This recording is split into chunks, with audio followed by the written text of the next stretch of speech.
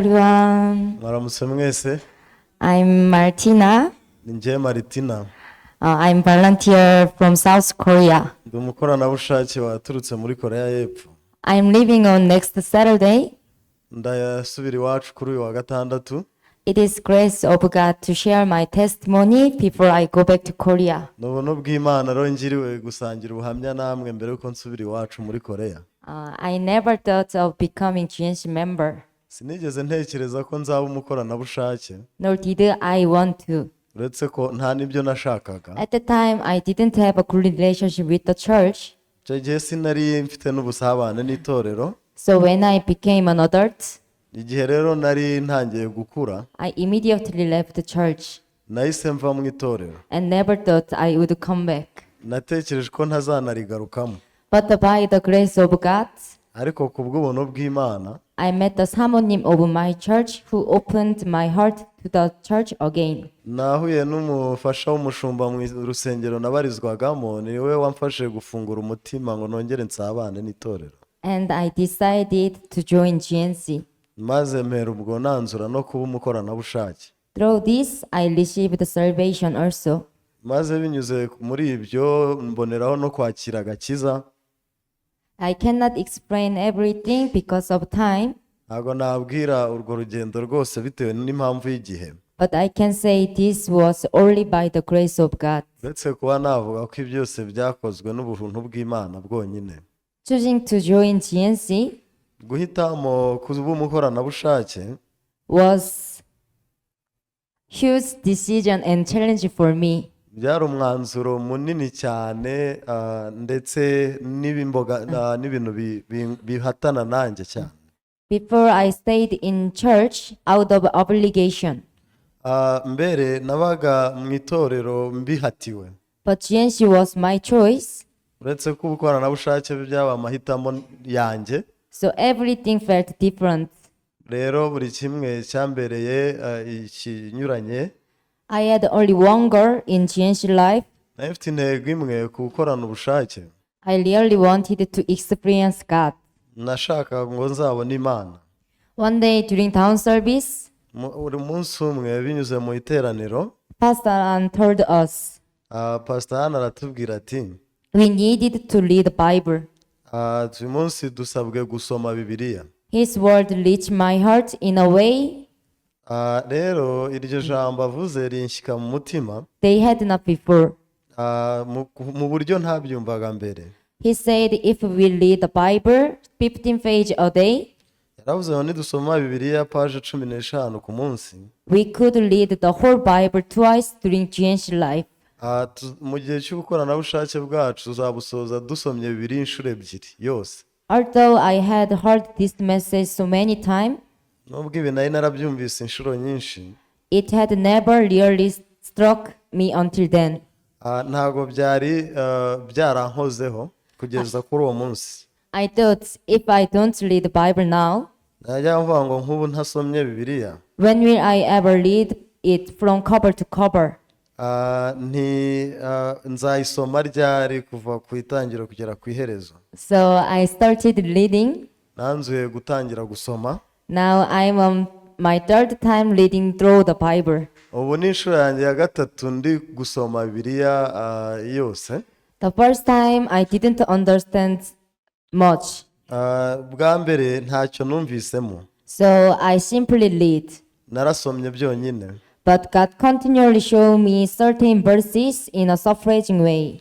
ariko Imana yanyerekaga ibyanditswe bimwe mu buryo budasanzwe.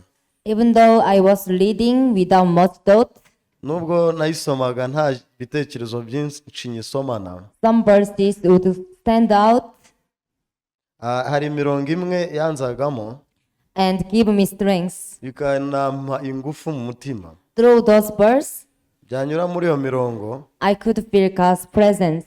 nkumva Imana inansigasiye iri hafi nanjye. I struggled to control my emotion. narwanye intambara yo kugenga ibyiyumviro byanjye, amarangamutima. People often think I'm a very strong person. abantu bari banzi nk'umuntu ngo w'umunyembaraga, But it is not true. uretse ko ibyo bitari ukuri. I'm a very weak, umuntu w'intege nke cyane and my feeling often overwhelm me. ndetse n'ibitekerezo byanjye bijya binzabiranya. If I get depressed, Iyo ngize ibitekerezo byinshi I cannot overcome it. ntabwo nabasha kubyigobotora.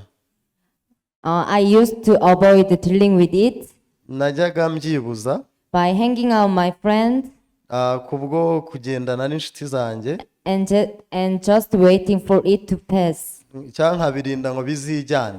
However, this unresolved feeling would stay deep inside me, ariko ni hahandi ibyiyumviro bikangumamo like a time bomb waiting to explode. kugeraho mbiburire igisubizo.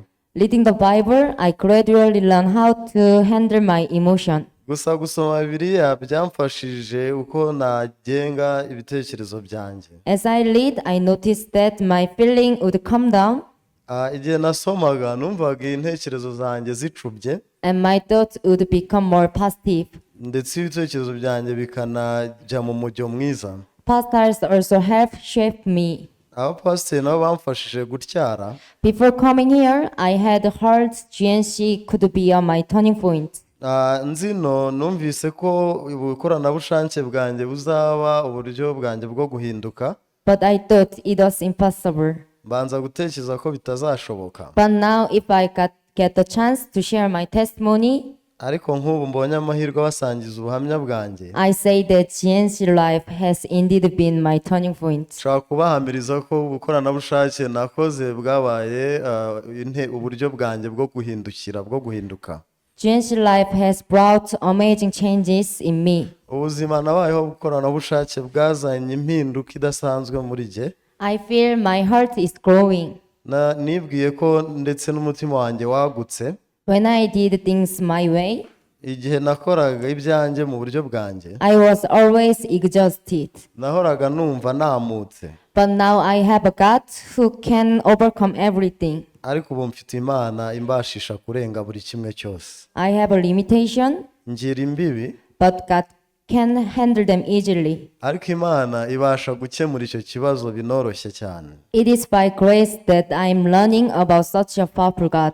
Ni kubw'ubuntu bw'Imana nabashije kwiga iyo Mana y'imbaraga nyinshi. And lastly, cyanyuma, I am very grateful for our GNC. ndashimira cyane abakoranabushake twabanye, Rwanda Brethren, mwebwe bene data bo mu Rwanda, Samoниms, abagore b'abapasiteri and pastors. n'abapasiteri rero. You are the precious people who God has given me. muri abantu b'igiciro Imana yari yarampuje nabo. I've learned a lot of things through you, n'igihe byinshi mbakesha, especially for Samoniko. by'umwihariko Samonimko. I'm very lucky to have you in my life. byambereye amahirwe menshi ko kugira mu buzima bwanjye. I will miss you everyone, ndetse ko nzanabakumbura, and I will see you again when I come back. ariko nzi ko nzagaruka nkongera nkabonana namwe. Murakoze.